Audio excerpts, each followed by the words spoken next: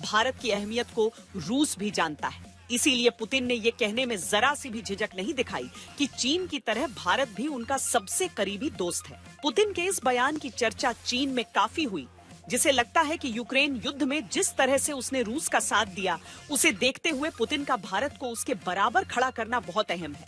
खबरदार करती बात यह है कि भारत के इस पक्के दोस्त पर पाकिस्तान की नजर है, जो किसी भी कीमत पर पुतिन से करीबी बढ़ाना चाहता है। ऐसी चिकनी चुपड़ी बातें कहकर पाकिस्तान को लगता है कि उसने डोनाल्ड ट्रंप को अपने वश में कर लिया। अपना यही फॉर्मूला वो पुतिन पर अपनाने में लगे हैं। ये तस्वीर देखिए, ये व्लादिमीर पुतिन और शहबाज शरीफ की मुलाकात की ताजा तस्वीर है, जिसमें शहबाज शरीफ पूरे 1 मिनट तक पुतिन का हाथ पकड़कर उनसे बातें करते रहे।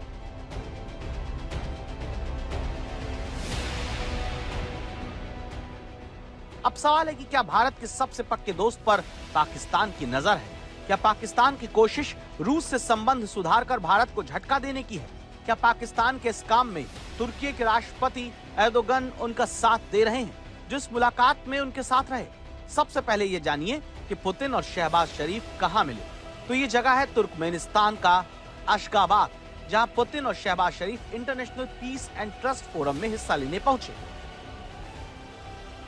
पुतिन के साथ तुर्की के राष्ट्रपति और पाकिस्तान के प्रधानमंत्री के बीच मुलाकात की ये तस्वीर इसलिए भी ध्यान खींच रही है क्योंकि पुतिन ने हाल ही में भारत का दौरा किया है, जहां पर भारत में उनका भव्य स्वागत किया गया।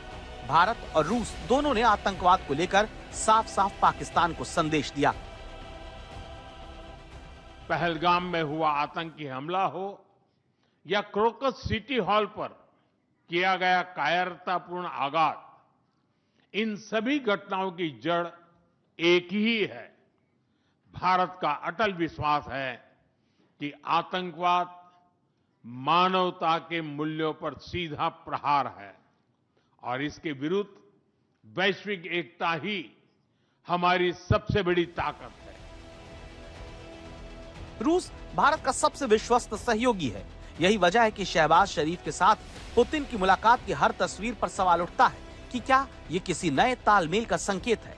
इस सवाल की वजह पाकिस्तान के रूस से रिश्ते सुधारने को लेकर पहल है। चीन में हुए एससीओ समिट के दौरान पुतिन से मुलाकात के लिए शहबाज शरीफ को मचलते सभी ने देखा किस तरह से पुतिन ने शहबाज शरीफ को बहुत ज्यादा भाव नहीं दिया, वो उन्हें अनदेखा करके आगे निकल गए। भारत में पुतिन से शहबाज के हाथ मिलाने की ललक काफी चर्चा का विषय बनी, लेकिन इन सब के बावजूद पुतिन से शहबाज शरीफ मुलाकात करने में कामयाब रहे। शहबाज ने तो खुलेआम यहां तक कह दिया कि भारत के साथ रूस के रिश्तों का इतिहास देखने के बावजूद वो रूस के करीब आना चाहते हैं।